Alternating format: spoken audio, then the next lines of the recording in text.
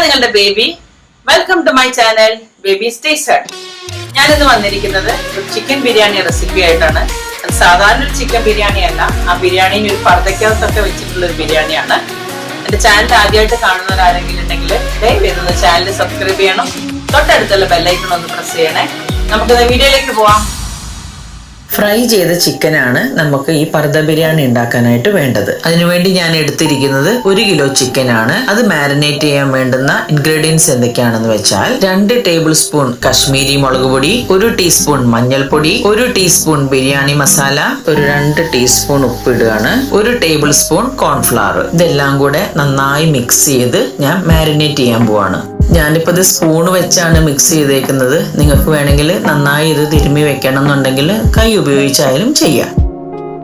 ഈ ബിരിയാണിക്ക് വേണ്ടിയുള്ള പർദ തയ്യാറാക്കാൻ വേണ്ടിയിട്ട് അതിൻ്റെ മാവ് കുഴയ്ക്കേണ്ടതായിട്ടുണ്ട്. അതിന് വേണ്ടിയിട്ട് ഞാൻ നമ്മൾ മെഷർമെന്റ് കപ്പിൽ 2 കപ്പ് ഗോതമ്പ് പൊടി എടുത്തിട്ടുണ്ട്. അതിലേക്ക് ആവശ്യമായുള്ള ഉപ്പ് ചേർക്കുകയാണ്. ഞാൻ ഏകദേശം 1/4 ടീസ്പൂൺ ഉപ്പാണ് ചേർത്തിരിക്കുന്നത്. ശേഷം 2 ടേബിൾ സ്പൂൺ ഓയിൽ ചേർക്കുന്നുണ്ട്. എന്നിട്ട് നമ്മൾ ഈ ഉപ്പും ഈ ഒഴിച്ച ഓയിലും എല്ലാം കൂടെ ഗോതമ്പ് പൊടിയിലേക്ക് നന്നായിട്ട് ഇളക്കി യോജിപ്പിക്കണം. ഇനി ഈ ആവശ്യമുള്ള വെള്ളം എടുത്തിട്ട് ഈ മാവ് ചപ്പാത്തിക്ക് കുഴച്ചെടുക്കുന്നത് പോലെ നന്നായിട്ട് കുഴച്ചെടുക്കണം.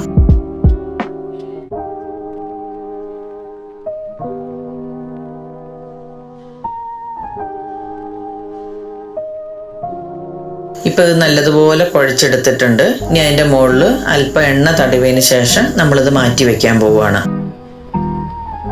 ഇനി നമ്മൾ നേരത്തെ മാരിനേറ്റ് ചെയ്ത് വെച്ച ചിക്കൻ നന്നായിട്ട് ഫ്രൈ ചെയ്യാൻ പോവാണ്. അതിന് വേണ്ടിയിട്ട് ഞാൻ ഈ ചൂടായ പാനിലേക്ക് അതിനാവശ്യമായിട്ടുള്ള ഓയിൽ ഒഴിക്കുകയാണ്. എണ്ണ നന്നായിട്ട് ചൂടായിട്ടുണ്ട്. ഇനി ഞാൻ ഇതിനകത്തോട്ട് ചിക്കൻ പീസ് ഓരോന്നോരോന്നായിട്ട് ഇട്ട് കൊടുക്കുകയാണ്.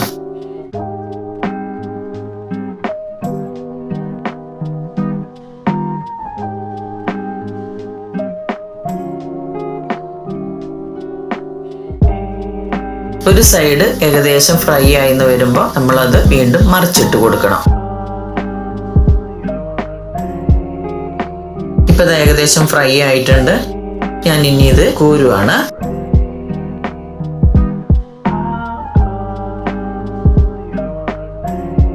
കണ്ടില്ലേ, ഈ ഒരു പരുവത്തിലാവുമ്പോൾ വേണം നമ്മളിത് വറുത്ത് കോരാൻ. ഇപ്പൊ നമ്മളിത് മുഴുവനായിട്ടും 2 പ്രാവശ്യമായിട്ട് വറുത്ത് കോരിയിട്ടുണ്ട്.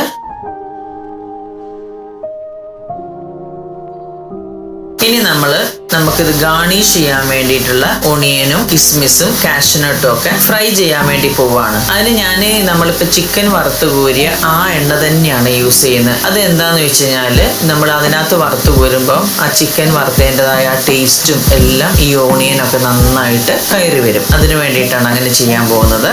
ഈ ഗാർണിഷ് ചെയ്യാനുള്ള സവാള ഞാൻ എപ്പോഴും കുറച്ച് ഉപ്പ് പുരട്ടിയിട്ട് ആദ്യം മാറ്റി വെക്കും. അത് കഴിഞ്ഞിട്ട് നമ്മളത് ആ ഓയിലിലേക്ക് ഇടുന്നതിന് മുമ്പ് നന്നായിട്ടൊന്ന് പിഴിഞ്ഞ് കളയുമ്പോൾ കുറേ വെള്ളം അങ്ങോട്ട് പോകും. അപ്പൊ പിഴിഞ്ഞെടുത്തിടുമ്പോൾ നന്നായിട്ട് പെട്ടെന്ന് തന്നെ അധികം സമയം താമസമില്ലാണ്ട് തന്നെ നന്നായിട്ട് ഫ്രൈ ചെയ്തെടുക്കാൻ പറ്റും. അത് കണ്ടില്ലേ, നന്നായി ഒന്ന് അമർത്തി പിഴിയുമ്പോൾ തന്നെ നല്ലതുപോലെ വെള്ളം പുറത്തോട്ട് വന്നു പോകുന്നുണ്ട്.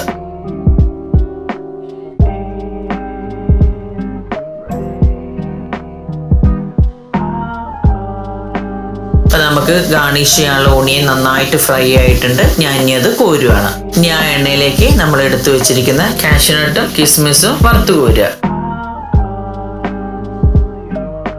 ഇനി നമ്മൾ ചിക്കൻ്റെ മസാല തയ്യാറാക്കാൻ വേണ്ടി ഞാൻ വലിയൊരു പാൻ അടുപ്പത്ത് വെച്ചിട്ടുണ്ട്.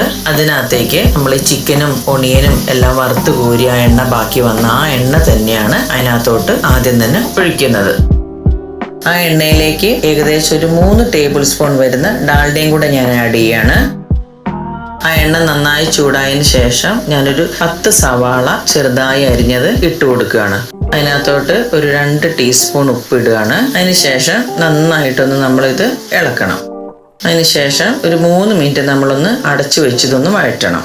ശേഷം അതിനകത്തേക്ക് എടുത്തു വെച്ചിരിക്കുന്ന ഒരു തക്കാളി അരിഞ്ഞ് ചേർക്കുകയാണ്. അതിനകത്തേക്ക് ഒരു 2 ടേബിൾ സ്പൂൺ ഇഞ്ചി ചതച്ചതും 2 ടേബിൾ സ്പൂൺ വെളുത്തുള്ളി ചതച്ചത്, 12 പച്ചമുളക് ചതച്ചത്, ഒരു 3 ടേബിൾ സ്പൂൺ വീതം പുതിന ചെറുതായി മുറിച്ചതും അതേപോലെ മല്ലിയില ചെറുതായി മുറിച്ചതും നമ്മൾ ചേർക്കുകയാണ്.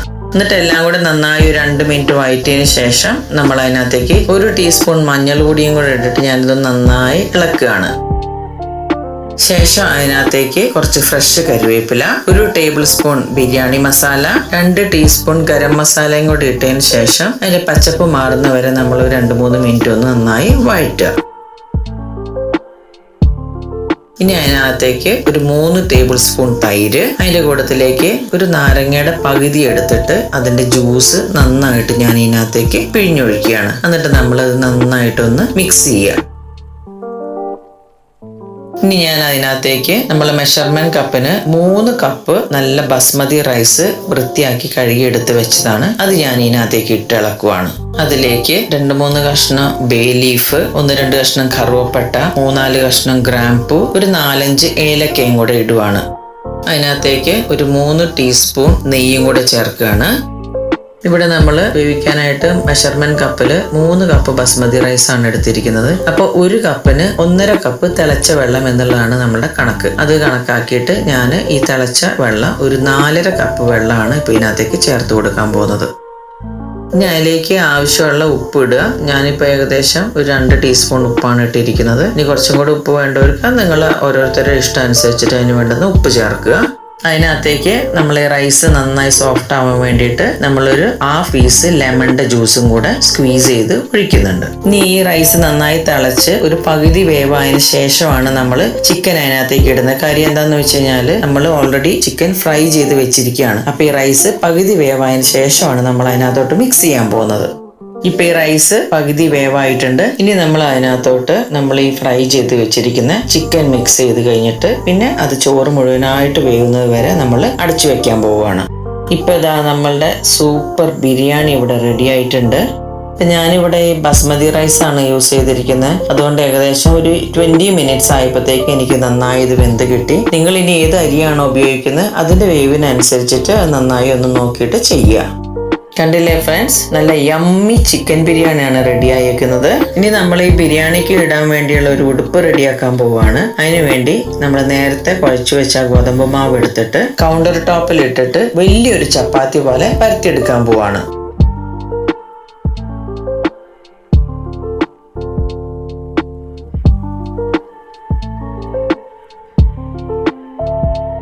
നമ്മളിവിടെ ചുടാൻ എടുക്കുന്ന പാത്രത്തിന്റെ ഇരട്ടി വലുപ്പത്തിൽ വേണം ചപ്പാത്തി നമ്മൾ പരത്തിയെടുക്കാൻ വേണ്ടിയിട്ട്. അത് എന്തിനാണ് ഞാൻ ഈ ഇരട്ടി വലുപ്പത്തിൽ പരത്തിയെടുക്കാൻ പറഞ്ഞത് എന്നുള്ളത് നിങ്ങൾ ഈ വീഡിയോ കാണുമ്പോൾ നിങ്ങൾക്ക് മനസ്സിലാവും. ഈ എടുത്ത് വെച്ചിരിക്കുന്ന പാനിലാണ് ഞാൻ ഈ പർദ സെറ്റ് ചെയ്യാൻ പോകുന്നത്. അപ്പോൾ അതിനടിയിലേക്ക് കുറച്ച് ഓയിൽ നമ്മൾ ആദ്യം തന്നെ ഒന്ന് അപ്ലൈ ചെയ്ത് കൊടുക്കണം. ഇനി ആ ഓയിൽ ഈ പാനിൽ എല്ലായിടത്തും നന്നായി സ്പ്രെഡ് ആക്കിയതിന് ശേഷം നമ്മൾ ഈ പരത്തി വെച്ചിരിക്കുന്ന ഈ ചപ്പാത്തി മാവ് ആദ്യം ഇതേപോലെ പകുതിയാക്കി ഒന്ന് ഫോൾഡ് ചെയ്യണം. അതിനുശേഷം വീണ്ടും ഇതുപോലെ ട്രയാങ്കിൾ പോലെ ഒന്ന് ഫോൾഡ് ആക്കിയതിന് ശേഷം വേണം നമ്മൾ ഈ പാനിലേക്ക് അത് സെറ്റ് ചെയ്യാൻ വേണ്ടിയിട്ട്. ഈ പാനിന്റെ ഷേപ്പിൽ ഉടുപ്പ് വരാൻ വേണ്ടിയിട്ട് നമ്മൾ ഈ ഡ്രസ്സ് നല്ലതുപോലെ താഴേക്ക് ഇറക്കി വെച്ച് കൊടുക്കണം. ഇനി ഈ ഉടുപ്പിലേക്ക് നമ്മൾ ആദ്യം തന്നെ സെറ്റ് ചെയ്യുന്നത് നമ്മൾ ഗാർണിഷ് ചെയ്യാൻ വേണ്ടി എടുത്തിരിക്കുന്ന സാധനങ്ങളാണ്. അതിന് ഞാൻ ആദ്യം തന്നെ കുറച്ച് കൊറിയാണ്ടർ ലീവ്സ് കീറിയതും അതിനുശേഷം പിന്നെ നമ്മൾ ഫ്രൈ ചെയ്ത് വെച്ചിരിക്കുന്ന ഒനിയൻ, കാഷ്യൂനട്ട്, കിസ്മിസ് ഇതെല്ലാം ആദ്യം തന്നെ ഒന്ന് സ്പ്രെഡ് ചെയ്യണം. ഇനി അതിന്റെ മുകളിലേക്ക് നമ്മൾ റെഡിയാക്കി വെച്ച ബിരിയാണി ഫില്ല് ചെയ്യാണ്.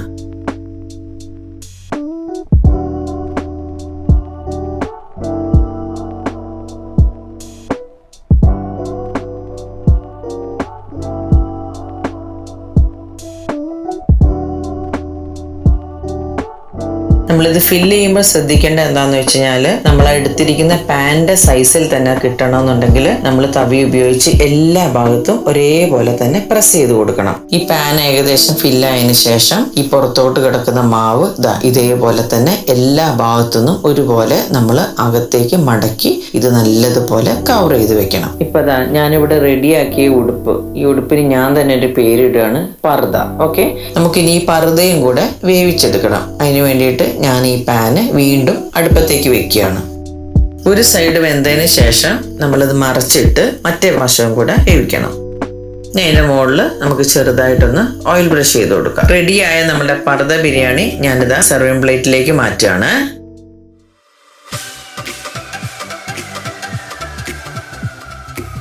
ഞാനിത് കട്ട് ചെയ്യാൻ പോവാണ്.